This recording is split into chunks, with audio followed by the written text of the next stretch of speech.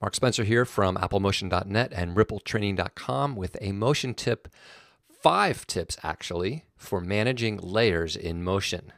So let's get right to it here. A bunch of tips for dealing with layers in motion. So here we are in a project. This happens to be one of my templates that you can find on rippletraining.com. It'll serve as a good example. In order to manage layers in motion, you need to know how to see the layers. So the F5 key is a great way to open up the project pane and reveal the Layers tab. So here we have a project. It looks like there's only 2 groups here, but if we pop open this group, we can see there's a bunch of groups inside it. If we pop one of those open, there's a bunch of groups inside that.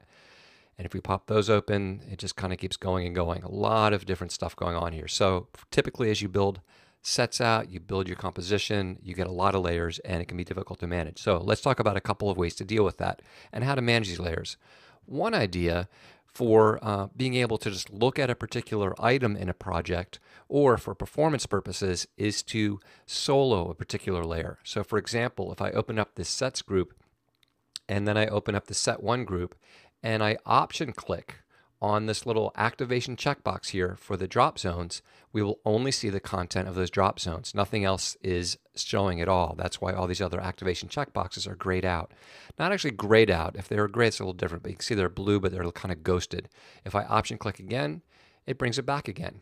So that's one way to do it, is to option click to solo a specific group or layer. You can also select that layer or group, go into the object menu, and choose solo right there, or Control S for you keyboard shortcut folks out there. Now, that's great, but here's a little problem you can run into. Let's say I option click to solo this layer right here, and then I close this group up. Then I go into this circle group here, and I option click this guy. Now I've got the circle behind her, and I close that up. And now I don't remember what I did. I've gone on around and I've soloed certain layers. I don't know where they are. And it can be very difficult to get everything back again, because the only way to get things back would be to go back in, find the specific layers that are soloed and unsolo them by option clicking on them again, which if you know where they are is easy, but if you don't know is problematic. So here's how to get out of that. I'm just going to close everything up here. One thing we can do to deal with this, if you hit Command A for select all while your mouse is over here in this Layers tab, you can select everything here in the project. You can see everything pops open, and we've got absolutely all the layers selected, not the effects, but the layers. So now that they're all selected, if we go into the object menu, we can choose unsolo and then video and audio, just to be on the safe side. We didn't solo any audio, so this would probably be fine, but no reason not to be careful and just choose video and audio. And we do that and everything comes back. That way we've unsoloed everything. So that's a quick tip just to get out of that. Now I'm going to click in the gray area to deselect everything and close this back up again. So that's one option, is to solo. Another option is that you can search. Let's say you've got dozens of layers like this project, and somewhere in there is this circle back here. You don't know where. So just use the search field up here, type circle, and right away any layers or groups with the name circle are exposed. And we can see them right there, as well as the path that they're contained in each of the groups that folds up to contain those particular layers. So a quick and easy way to quickly find a particular name if you know the name but you don't know the location of a particular layer or group. So that's tip number 2. I'm going to hit the little X here to clear that out, and I'm going to close this back up here again. So tip number 2 is to use search. Tip number 3, this is a cool one. I love this one and use it all the time. You may know the Finder in the Mac OS has something called Expose that spreads everything out. Well, the same idea works in motion.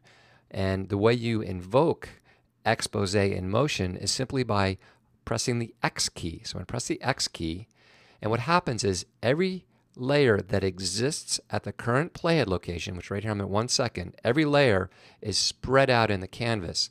And if you mouse over them, you can see the names of them. So if I just wanted to select, say, this layer here, I could click on it, and that layer is now selected. I'll turn on my overlays so you can see it here. And there it is selected down in the Layers tab. So it's simply a matter of hitting the X key to reveal all the layers and choosing the one that you want to have, and it'll be selected. So that again, the reason it didn't show up, by the way, when I clicked on it right there is because that particular layer is not visible from this camera point of view. It exists at the playhead, but it's not visible where the camera's looking right now. So if I click X again and choose like this layer right here, then you'll see that she is selected here in the canvas with the bounding box, as well as being selected here in the Layers tab. So hitting X for Expose is a great way to see all the layers that exist at the playhead. By the way, if you want to see all the layers in the entire project, you just hold Shift X, and that will show you every single layer in the entire project. And I'll just hit X or Shift X to go back again. So that's tip number 3, is using Expose to find a particular layer that you're looking for. Let's close these back up again. Tip number 4, this is another neat way to find a layer specifically when you want to do something to it. Now, we looked with Expose when we found a particular layer that we can't see with the camera, we couldn't do anything with it. So I hit X, and then we selected one of these layers that did not exist at the current playhead location, like this one, and here it is in the Layers tab, but we do not see it here. So here's the tip. It's selected in the Layers tab, but what we can do is use this little guy right here.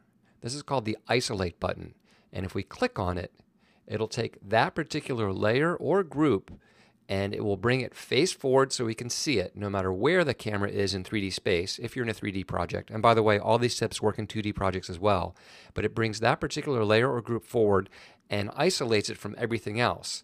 And now you could work on it in terms of adding filters or masks. Anything that you needed to do, you could work on this in isolation. So you can't really see it in the context of everything else, but if you just need to check out a piece of artwork or adjust the level, say, adjust the color, do some masking, this is a great way with the Isolate button. So here it is again. I'm going to click on it. Now that it is isolated, it's got this little circle. If I click on it again, it goes back to its original position, which is not visible in the current view of the camera, and now the Isolate icon returns to this little arrow. So Isolate is the 4th way to manage your layers.